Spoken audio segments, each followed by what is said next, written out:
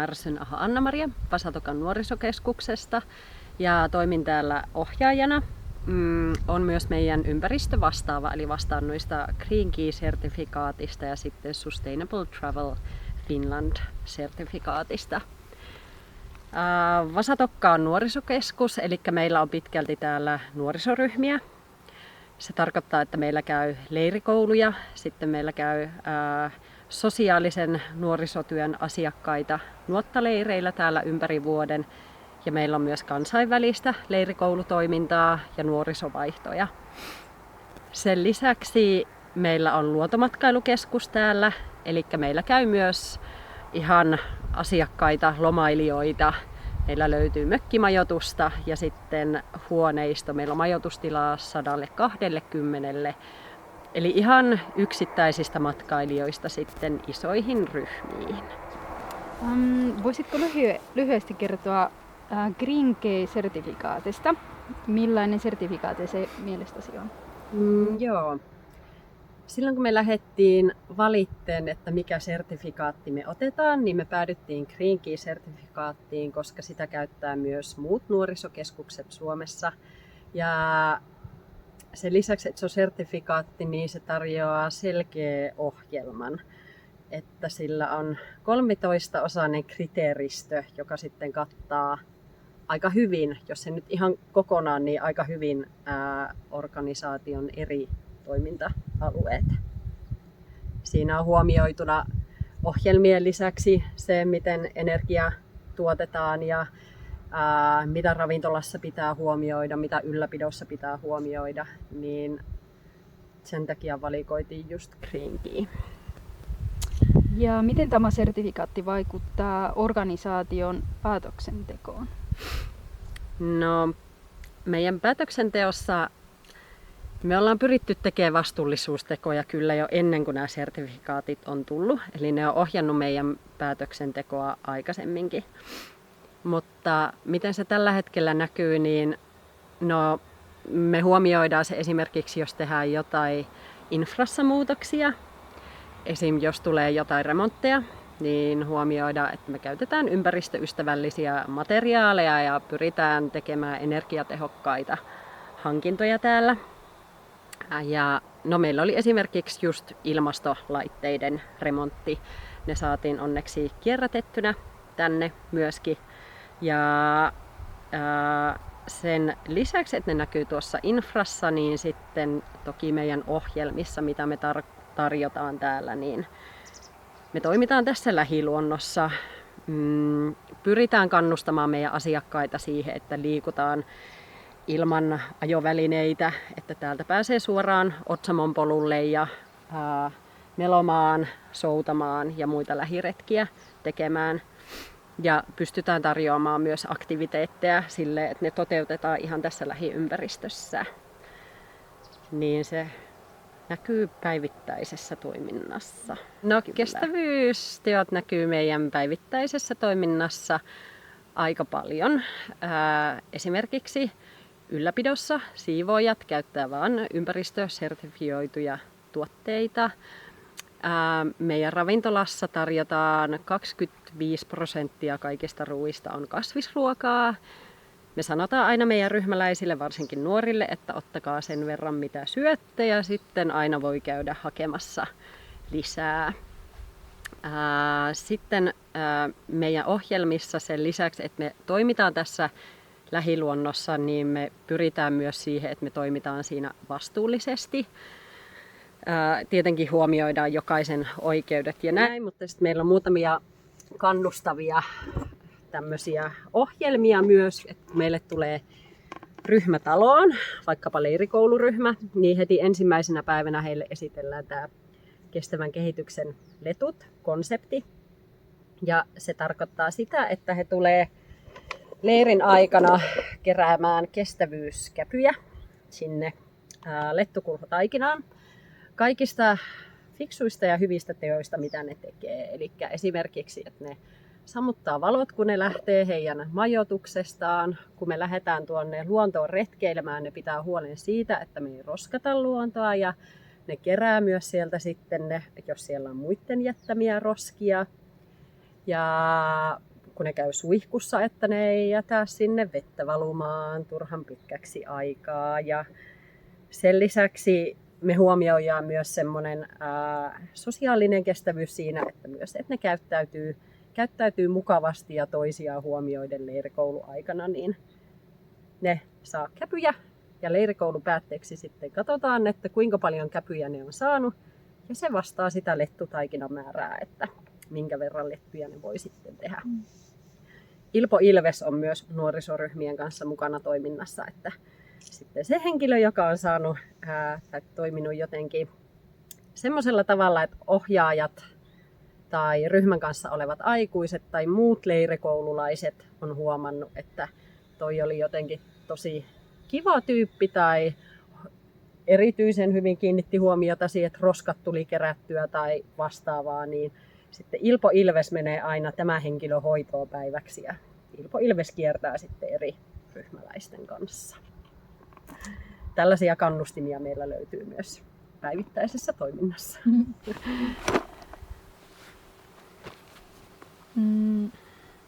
Mitä muita kestävyystekoja teette yrityksessä? Mitä muita?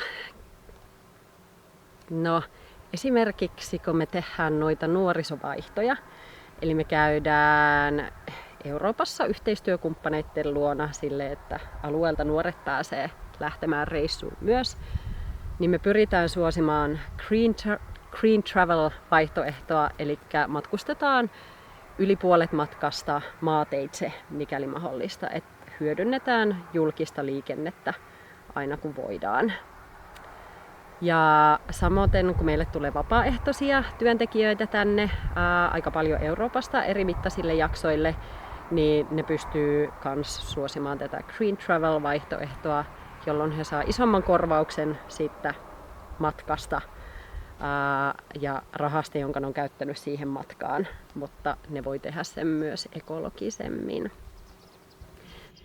Sitten me kierrätetään paljon sen sijaan, että me hankittaisiin uutta. Meillä on esimerkiksi tuolla asiakkaille tarjolla pakopelihuone, niin se on rakennettu täysin kierrätyskamoja hyödyntämällä.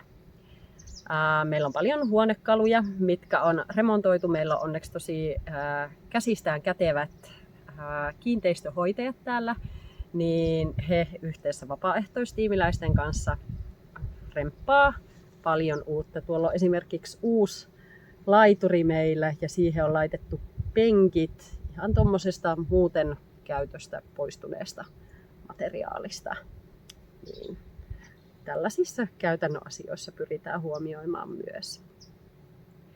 Me ollaan myös yksi ensimmäisistä tämän alueen organisaatioista, missä pystyy kierrättämään myös muovin. Se on täällä Inarissa mahdollistunut ihan vastikään, niin huolehditaan myös siitä, että meillä pystyy kierrättämään aika hyvin metalli, lasi, muovi, biojäte ja sekajäte erikseen. Ja teillä on myös Sustainable Travel Finland-merkki. Minkälainen prosessi oli hakea STF-merkki? No, Sustainable Travel Finland-merkki oli suhteellisen helppo hakea sen jälkeen, kun oltiin saatu jo se Green Key-sertifikaatti, koska ne limittyy pitkälti toisiinsa. STF-merkin myötä me saatiin yksi parrauskerta sieltä STF:stä, jossa oli osa meidän henkilökunnasta paikalla, mikä teki myös sen niin kuin kestävyyspolulla kulkemisen helpommaksi, että siinä oli laajempi osa henkilökuntaa, entä vaan yksi henkilö heti alusta lähtien paikalla.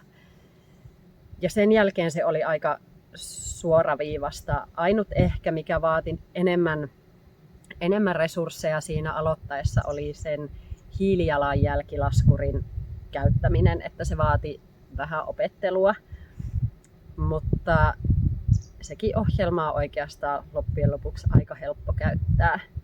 Kyllä siihen meni työtunteja silloin aluksi, kun sertifikaatteja Green Keytä ja sitten STF-polulle lähettiin, mutta se kyllä sitten kans niinku kokos kaikki ne kestävyystoimet silleen järkevästi yhteen. Et sen sijaan, että se olisi semmoista puuhastelua siellä täällä tai että se näkyisi vaan vaikka meidän ohjelmissa, mutta että se ei näky siellä siivouspuolella, niin se niin kuin toisen kaiken yhteen. Niin vaikka se otti jonkin verran silloin aluksi aikaa, niin se on kyllä antanut sen myös sitten takaisin. Miten kestävä matkailu näkyy tulevaisuudessa organisaatiossa? No, me tullaan panostamaan vielä enemmän meidän ohjelmissa, joita me tarjotaan meidän pääasiakasryhmille, eli nuorille, niin me tullaan panostamaan siihen hiilikädenjälkeen, eli mitä he saa mukaan kotiinsa täältä, kun leiri päättyy, sellaisia kestävyystekoja, mitä ne voi sitten tehdä arjessakin. Niin siihen tullaan panostamaan meidän ohjelmissa vielä enemmän. Kaikkien nuorisokeskusten tavoitteena on olla hiilineutraaleja vuoteen 2030 mennessä. Että se on semmoinen suunta, mihin ollaan menossa. Se on myös haaste. Ja sen myötä meidän varmasti pitää ottaa keskusteluun myös erilaiset kompensaatiomenetelmät, että ollaanko sitten vaikka soiden ennallistamistöitä tukemassa kompensaatiomenetelmin, niin se on yksi tulevaisuuden juttu, mihin varmaan sitten pitää olla menossa. Myös osa meidän rakennuksista on aika vanhoja, niin näissä rakennusten uusimisessa se tulee näkymään. Mutta sekin on sitten haaste siinä investointipuolella kyllä. Miten viestitte yrityksen tai niin kuin tässä tilanteessa organisaation kestävän matkailuteosta asiakkaille? No, meillä löytyy jokaisesta huoneistosta ja mökistä semmoinen infokansio, jossa me esitellään kaikkia lähialueen retkeilymahdollisuuksia. Sen lisäksi me esitellään näitä vastuullisuustekoja, mitä Vasatokassa tehdään. Kerrotaan muun muassa, että kaikki energia, joka meille tulee, niin on 100% uusiutuvaa energiaa ja että Vasatokka lämpiää maalämmöllä ja tällaiset perusasiat. Sen lisäksi kannustetaan asiakkaita käyttämään vettä vaan tarpeen mukaan. Ja, esimerkiksi siinä lakanoiden ja pyyhkeiden vaihtokäytänteissä me suositaan sitä, että heille annetaan 1 setti, kun ne tulee majoittumaan meille, ja sitten jos asiakas viipyy pitkään, niin sitten ne on mahdollista pestä tai vaihtaa pyynnöstä. Mutta lähdetään siitä, että jokaiselle majoittujalle on 1 setti niitä lakanoita ja pyyhkeitä. Sen lisäksi meillä tuossa asiakaspalvelussa henkilökunta osaa kertoa meidän vastuullisuusteoista asiakkaille. Ja meitä löytyy tuommoisia infotauluja tuolta Vasatokasta, että missä niistä toimista kerrotaan. Ja nuorisoryhmien kanssa me käydään näitä aika hyvin läpi, kun ne tulee taloon, että he pystyisivät itsekin toimimaan heidän leiriaikana silleen kannustettavalla tavalla. Entä yhteistyökumppaneille? Miten viestitte organisaation kestävän matkailuteosta? No, meidän yhteistyökumppanit, esimerkiksi paikalliset ohjelman tarjoajayritykset, porotilat ja haskitilat, missä käy myös meidän asiakkaita, niin ne on sellaisia yrityksiä, kenen me tiedetään toimivan vastuullisesti.